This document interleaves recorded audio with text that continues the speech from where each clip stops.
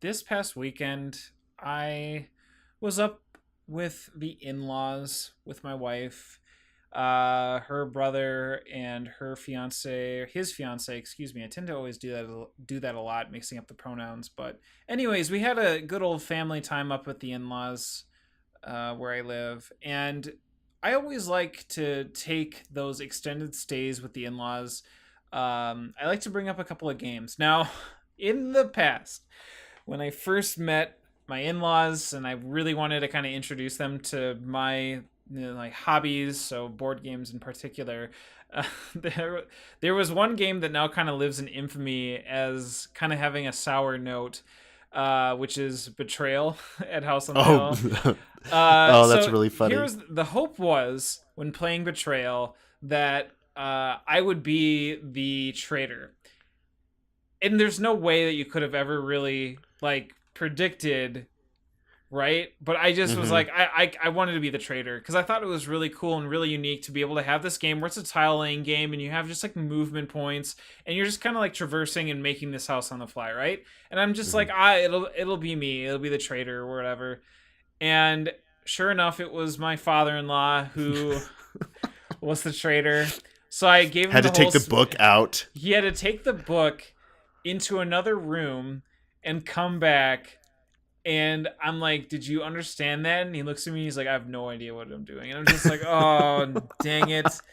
It was a really bad experience. And to this day, they still give me a little stuff about it. So you learn from mistakes. And what I've done is I've now been bringing games that are a lot more smaller, kind of more partier games, and kind of, I'm not bringing like, what does it meme or Cards Against Humanity, like we've played those before, but I really kind of wanted to skew more towards the hobbyist role. So the game that I'm going to talk about today that we played this past weekend is called Insider. Now, Insider might be familiar because one, it was very popular, I think, a couple of years ago at a couple of different conventions, 2016, 2017.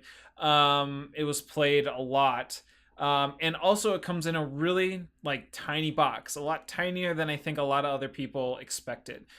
The reason why that is because it's an Oink Games box. So Oink Games are like a series of different Japanese games that have like really like tiny, it's a very tiny box, but they, I think, kind of pack a lot of game into that box. So Deep Sea Adventure is like a one that's also, and then the, what is it, the artist from New York, the fake artist Yeah, from New York is the another the one. fake artist. Yeah. Yeah, fake artist from New York. That's another one too. So again, if you ever look at your local store, if you ever see like a tiny box that has like this definite bright color to it, that's really tiny, it's probably an Oink game.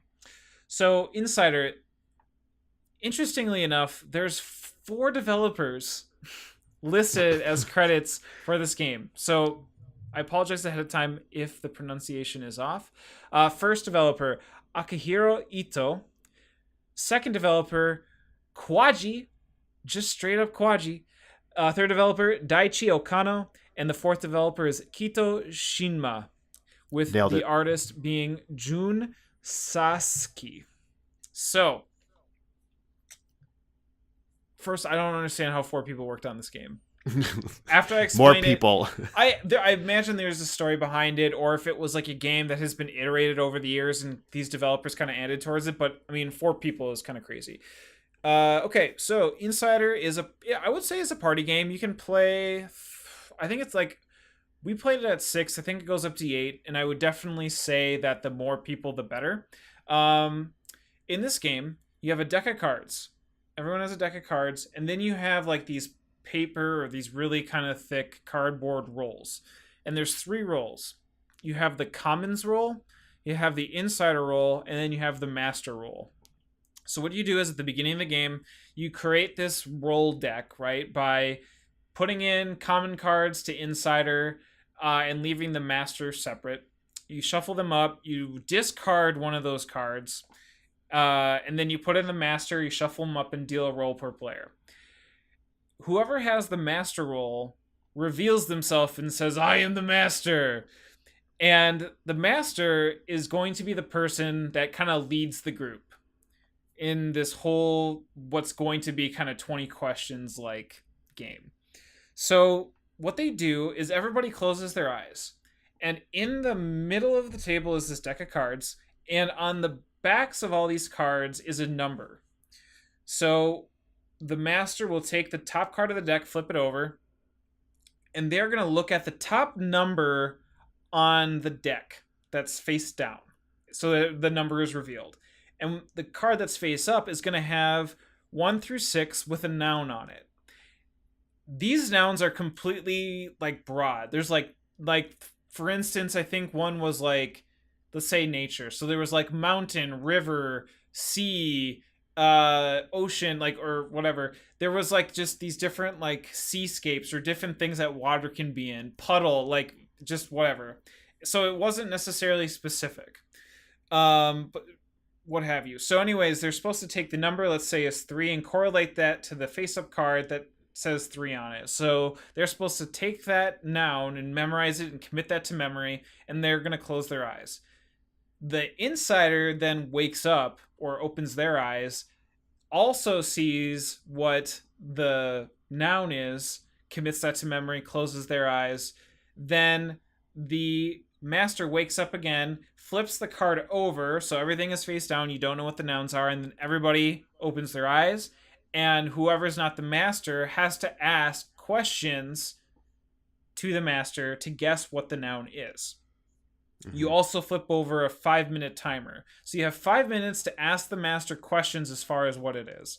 So people start going around and basically start asking 20 questions. And the master can only say yes, no, or I don't know, which when we played this game, it turned out that there can be some fudging that needs to happen. In this case, I mean, you could, but we felt like some of the nouns were really obscure. Anyways, I'll get to that later. So a couple things can happen in this game. Okay.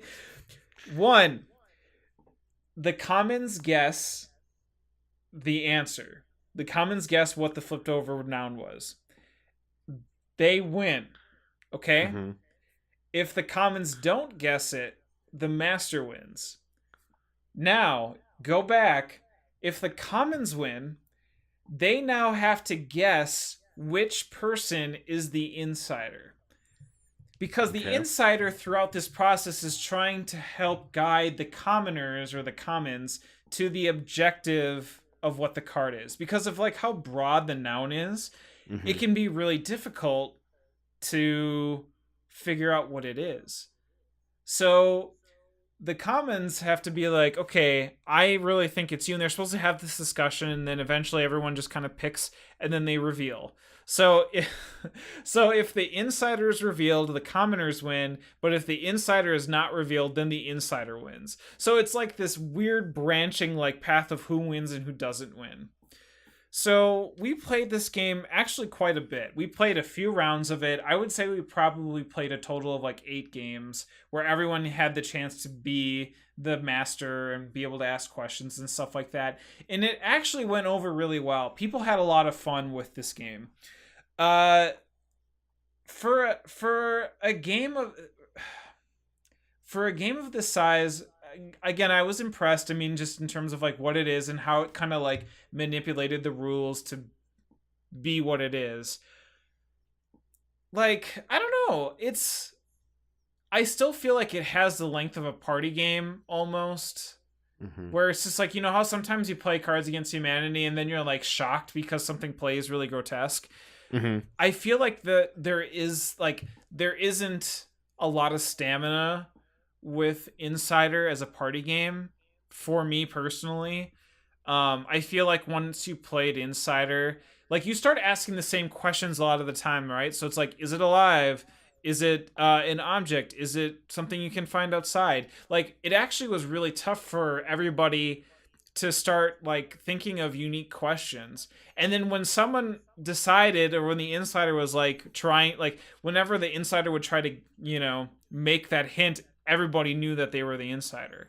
So, I see. Right? So, I mean, that was just with our group, where it was like, you could tell right away that if like people were like struggling to figure out the right question, like one of them was test tube, and my father-in-law was like, does it work with science? And everyone's like, you're the insider. Like, I know it. Absolutely. You know, and I mean, it's like, that's fine. Whatever. I mean, everybody had a laugh. And that's kind Oh of, yeah. a game. If a game can do that, then there is inherent fun and pleasure in that type of stuff, right? But I think at the end, for that day in particular, when you kind of hear those same questions over and over again, it can tend to be a little bit, yeah, just slow and just a little bit like repetitive, which Yeah. kind of made the game hard to really feel like, this is going to be something I'm going to bring up next time. Right. So So, would you say that you got your money's worth? I mean, these aren't expensive games, right? Probably like 15, 20 bucks. yeah, they're like 15-20 bucks, which is actually kind of what was surprising, right? Deep Sea Adventure, you can find it. I mean, it depends, right? So, like, I know that you can find it in stores for like over 15. I bet Hmm. you could probably get this.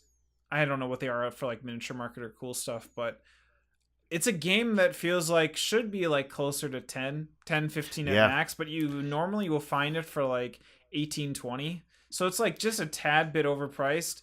But I mean, still, it provided a good night, like a solid night of fun, and I'm glad I did. I just am reluctant to see how well it would go over with other groups.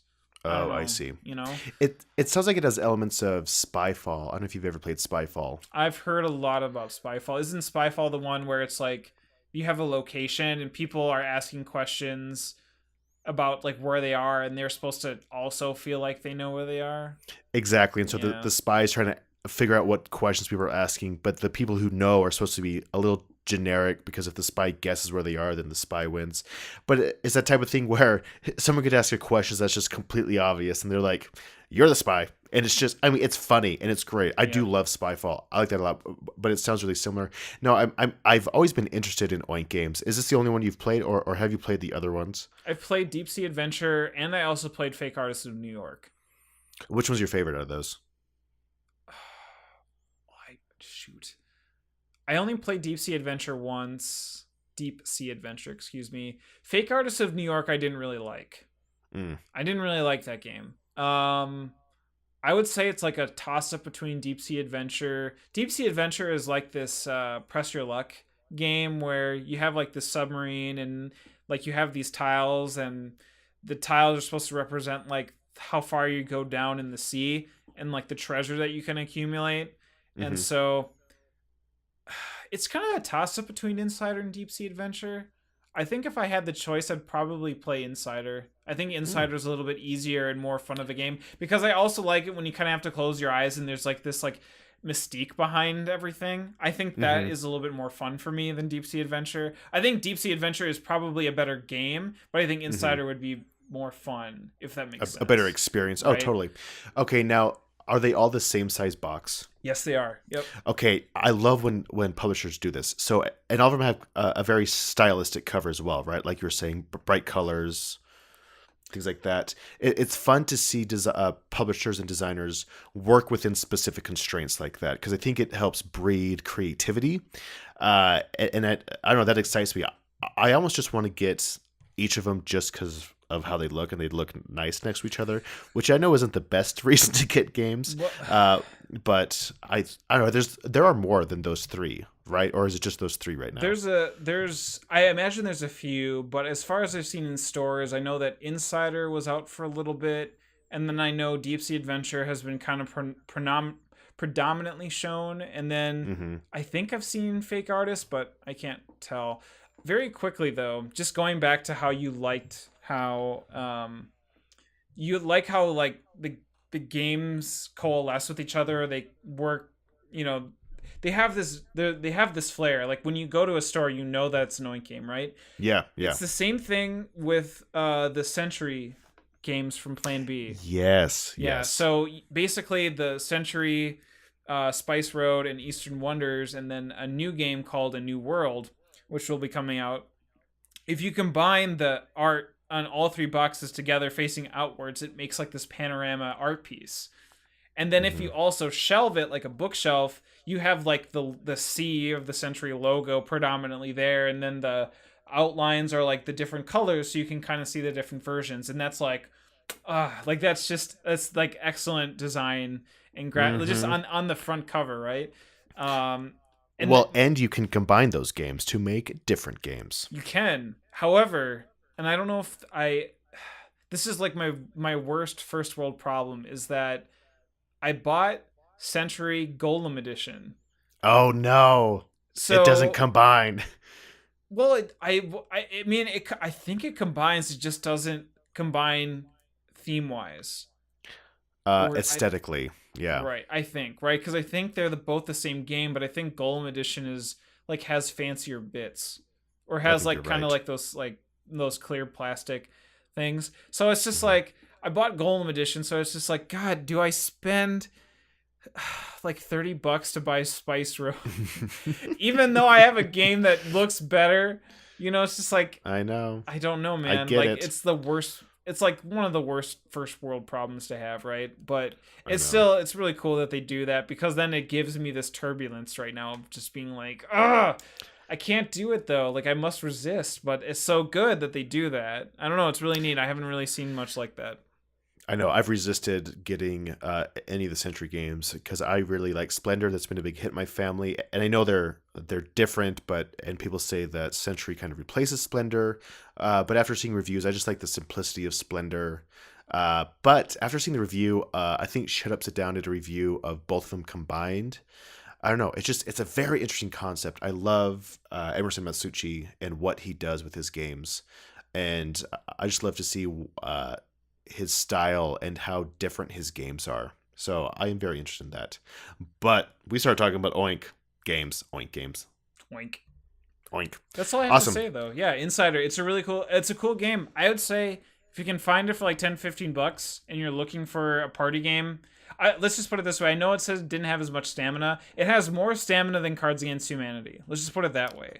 Yes. I Ooh, I like think. that. Okay. Yeah. Right? So I don't think it's like like a forever like party games that I feel like are that have like the last the test of time are like card games like canasta or cribbage, Mm-hmm. like those kind of games where you can kind of play them two, three, four, five, six people.